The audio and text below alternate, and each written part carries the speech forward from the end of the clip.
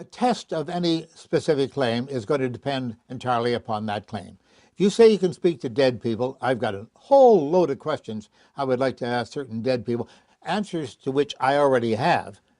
And the dead people, since they're dead, I don't believe they've got the answers any longer. But if you want to call them up and ask them the questions and come up with the right answer, hey, you could win the $1 million. Many people say they can read minds, they can predict the future, they can interpret dreams and such. Well, it all depends on the specific claim they make. All they have to do is say what they can do, under what circumstances, with what accuracy. And some people have taken literally years. One fellow, a PhD in California, took 4.5 years to answer those 3 questions. And finally, when we got ready to enter into tests with him of remote viewing, as he called it, and he actually gave courses in this at the university in California, he suddenly changed his email address and his telephone number. We haven't been able to reach him since. Isn't that strange? I guess he doesn't need the $1 million.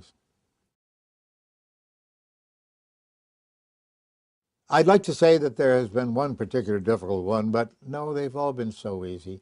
They've been so easy because they're so transparent. I've been in this business for a long, long time, and I've seen everything. Recently, I got a nice contract to go to South Korea and do a TV series, which I did there, testing South Korean psychics, so-called. And they told me before I left, they said, oh, Mr. Randi, you've signed the contract now, so I guess we should tell you, we've got psychics in South Korea that you've never seen before. And I went off there with my assistant, and we looked at them and turned to one another and said, wait a minute, this is the same thing that's been going on since the 1600s. It's in all the books. It's exactly the same thing. They're serving kimchi at lunch instead of macaroni or whatever. But in any different culture, in any different, the costume is different, the language is different, but the same stunts are being done again and again and again. They haven't invented anything new since the early 1600s.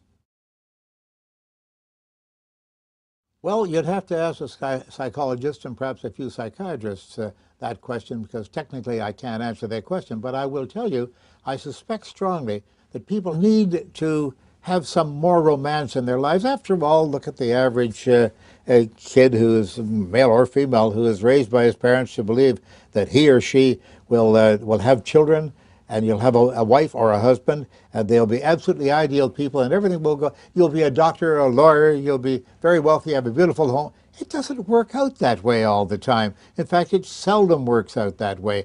And so they look around and say, what have I done wrong? And if somebody runs an ad on television saying, oh, I can solve your problems, I can give you guidance to the future, and I can look into the crystal ball or read the tarot cards or whatever, they may tend to fall for that sort of thing, because they say, they wouldn't say that if it weren't true. Oh, yes, they would. And there's a huge profit margin in this. So people do fall for these things very, very easily.